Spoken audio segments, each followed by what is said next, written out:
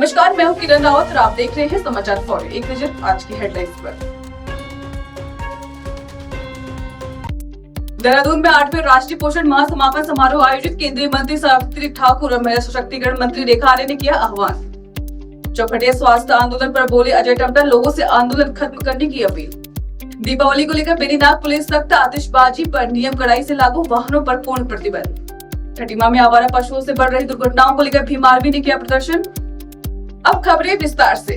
वर्ष 2047 तक विकसित भारत के निर्माण में पोषण को आधार बनाने पर जोर देते हुए देहरादून में 8वें राष्ट्रीय पोषण माह समापन समारोह में केंद्रीय मंत्री सावित्री ठाकुर और महिला सशक्तिकरण मंत्री रेखा आर्य ने महिलाओं और बच्चों में पोषण जागरूकता को जन आंदोलन बनाने का आह्वान किया। राजस्थान की धरती से शुरुआत की और यह हमारा 8वां पोषण माह था, जो मध्य प्रदेश के धार जिले से 17 सितंबर को माननीय प्रधानमंत्री जी ने उसका शुभारंभ किया था और देवभूमि उत्तराखंड देहरादून से उसका समापन, शुरुआत भी और समापन भी हर साल की तरह हम इस बार भी हमारे जो कुपोषित बच्चे हैं वो सुपोषित हो, इस अभियान का मेन उद्देश्य होता है।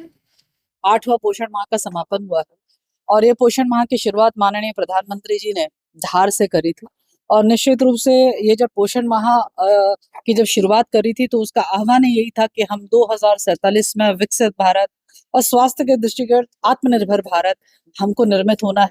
और वो निर्मितीकरण में जिन जिन की भूमिकाएं हैं उन भूमिकाओं में हमारे आंगनबाड़ी बहनें बहुत महत्वपूर्ण भूमिका अदा करती हैं। जहाँ हर गांव में एक आंगनबाड़ी भवन है और आंगनबाड़ी कार्यकर्ती के माध्यम से जो पोषण है वो चाहे वो सरकार की राज्य सरकार की योजनाओं का निर्वहन करना हो, केंद्र सरकार की योजनाओं का निर्वहन करना हो अथवा अवेयरनेस का कार्यक्रम करना हो, सब आंगनबाड़ी बहनों के माध्यम से होता है। केंद्रीय राज्य मंत्री अजय टम्टा ने कहा कि चौखटिया सीएचसी को उप जिला अस्पताल बना दिया गया है। 50 बेड की सुविधा के साथ 2 विशेषज्ञ डॉक्टरों की नियुक्ति हो चुकी है। सीएम धामी से बातचीत हुई है और स्वास्थ्य सेवाएं जल्द बेहतर होगी, लोगों से आंदोलन खत्म करने की अपील की है।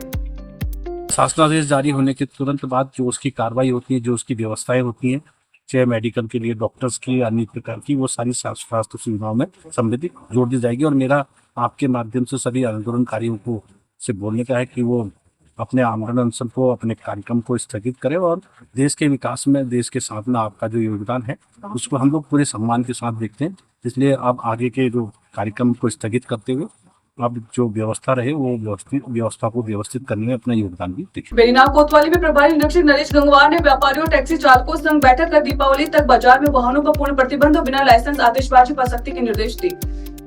तराई पश्चिम वन प्रभाग में उत्तर प्रदेश व उत्तराखंड के वन अधिकारियों की संयुक्त गश्त के दौरान वन गुर्जरों और स्थानीय लोगों से बातचीत कर वन्यजीव अपराध रोकने के लिए जागरूक किया गया। देखिए, जैसा आप जानते हैं अब फेस्टिवल सीजन शुरू होने वाला है।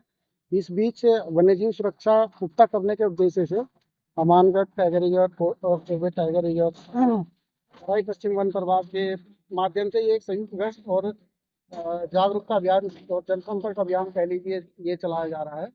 इसके अंतर्गत हम लोग हमानगढ़ टाइगर रिजर्व और चौबे टाइगर रिजर्व तराई पश्चिम वन प्रभाग से सटे जो आबादी वाले क्षेत्र हैं उनको हम एक जनप्रतिनिधियों से बैठक करके और आमजन को जागरूक कर रहे हैं वन्यजीव सुरक्षा के प्रति और एक सहयोग की अपील कर रहे हैं। खटीमा में आवारा पशुओं की वजह से लगातार दुर्घटनाएं और जाम की स्थिति बनी हुई है। इसी मुद्दे को लेकर भीम आर्मी ने नगर पालिका परिसर में धरना प्रदर्शन किया और पालिका अध्यक्ष के खिलाफ नारेबाजी की। कार्रवाई नगर पालिका सुचारू करे और नगर पालिका अपने स्तर से जहां तक हो सकता है अपने परिधि क्षेत्र में वहां से आवारा पशुओं को वहां से जहां भी उनका उचित स्थान है वहां संभाले, ताकि सड़कों पर जो आए दिन जो दुर्घटनाएं हो रही हैं उन दुर्घटनाओं पर रोकथाम लग सके और हमारे लोग सड़कों पर सुरक्षित चल सके।